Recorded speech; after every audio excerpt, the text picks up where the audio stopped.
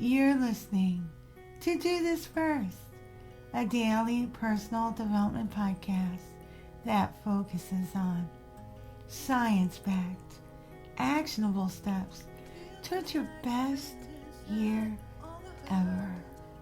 Hi, I'm Sandy, your host. Today we're continuing with our greatest philosophers of all time. Today we're doing something just a tad bit different.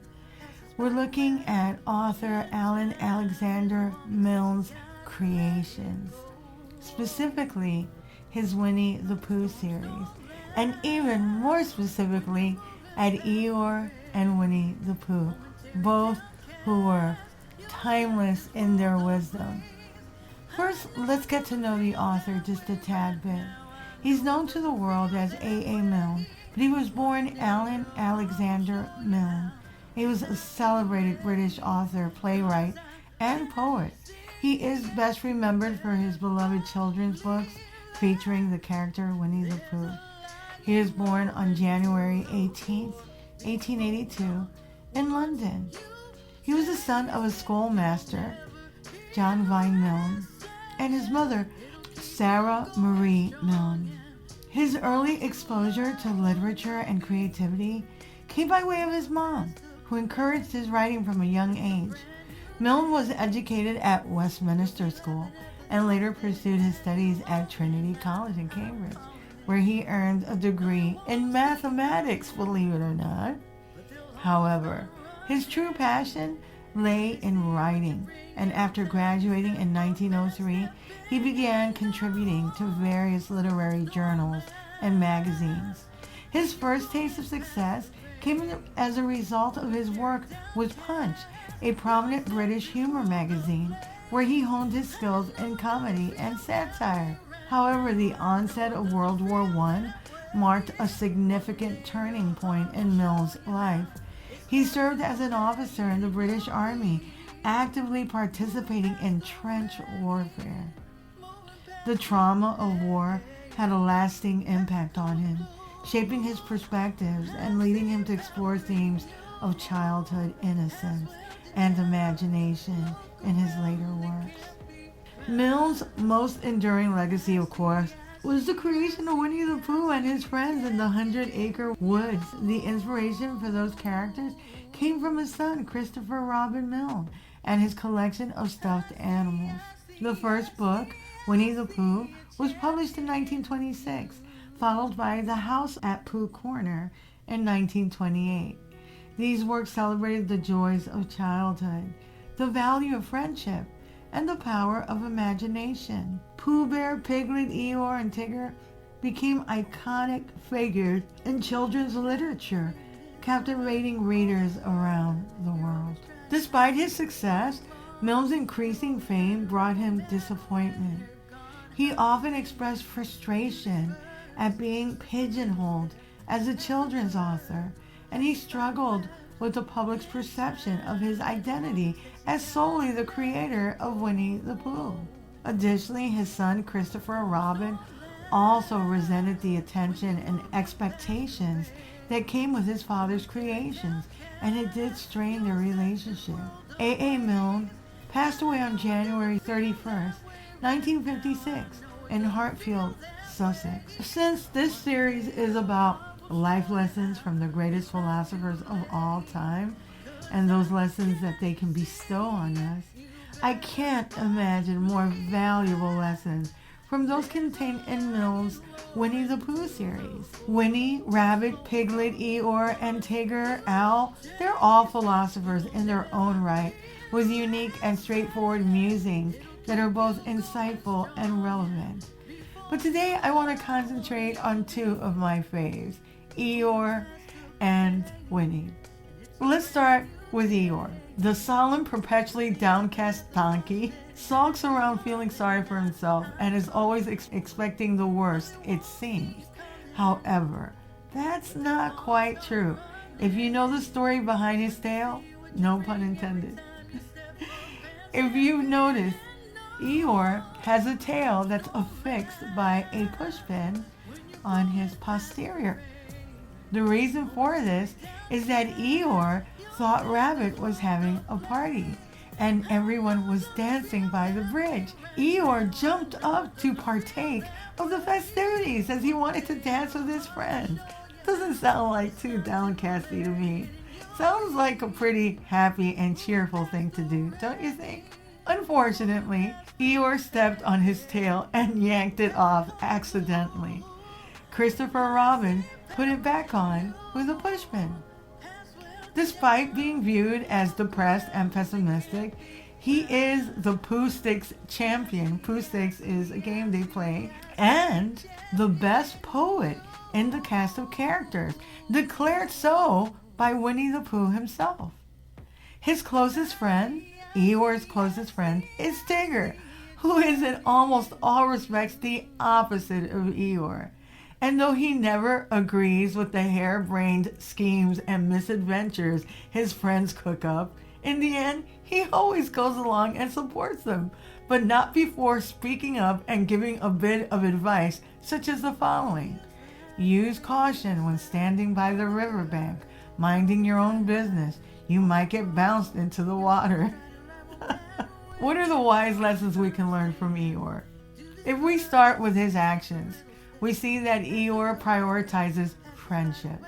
Case in point, Rabbit, who is a fastidious perfectionist, was unable to grow a particular plant.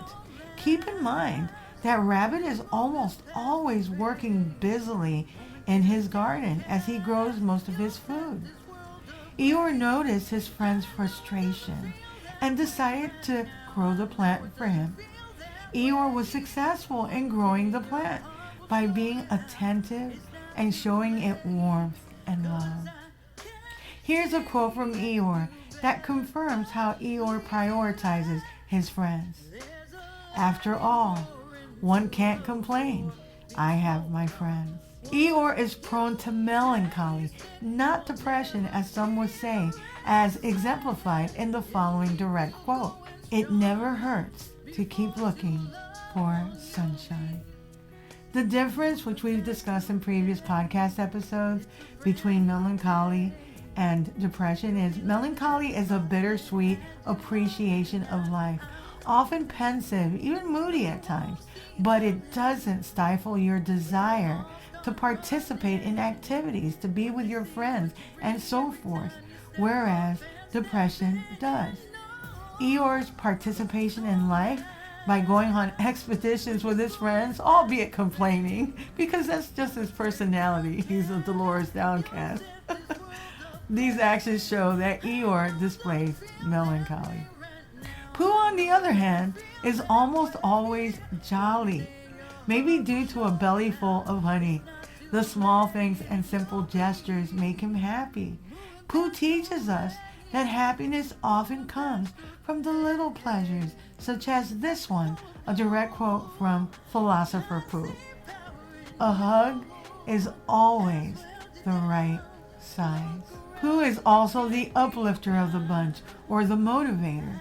He never has a discouraging word to say to his friends. In fact, his words are often motivating, hopeful, and supportive, like the following. Promise me you'll always remember you're braver than you believe, and stronger than you seem, and smarter than you think. What I love most about Pooh is his heart. His capacity for kindness, compassion, and love is almost immeasurable. He helps Eeyore when a rock is crushing his tail. Pooh helps Owl when he thinks he lost his glasses. He didn't, though. They were on top of his head the whole time, which Pooh gently points out, using emotional intelligence as to not ruffle the wise owl's feathers. He takes the time to push Roo's swing, as the little kangaroo thought the swing was broken because it was not moving. Pooh is consistently helpful and kind, adding value to the lives of everyone around him. His sincere support and kindness makes others feel good. Here's a quote from the littlest of his friends that highlights this statement. I'm never afraid with you. This quote came by way of Piglet. Feeling safe with someone you care about is one of the keys to stability and trust in a relationship. Winnie-the-Pooh's concept of love and loyalty are confirmed in every faith walk and has stood the test of time despite the 93 years that have passed since Winnie-the-Pooh's inception. Here are a couple of incredibly heartfelt quotes from Winnie-the-Pooh. Some people care too much. I think it's called love. Sometimes the smallest things take the most room in your heart. If you live to be 100, I hope I live to be 100 minus 1 days so that I never have to live a day without you. If there ever comes a day when we can't be together, keep me in your heart. I'll stay there forever.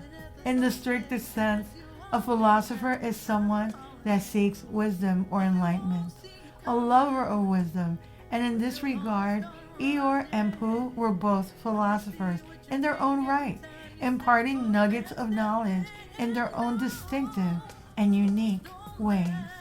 My sincere hope is that you will do the same. A. Milne also had a couple of other books that are adult, When We Were Young and The Red House Mystery.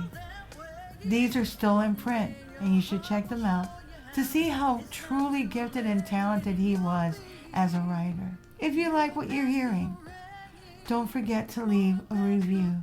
You can also follow me on my YouTube channel. My handle there is @DoThisFirst. You can also read a transcript of this podcast episode and all of my podcast episodes on my website, which is dothisfirst.life. You can also listen to all of my podcast episodes on my website, and you can sign up for my new weekly newsletter, which will keep you up to date with my public engagements as they become available, and also all the latest research on brain health. Tomorrow, we'll continue with life lessons from the greatest philosophers of all time. Till tomorrow. Moving past the rain, moving past the pain, or past the color blue. I see power in you. Past welded down. Look around, they can't be found. I see a champion in you.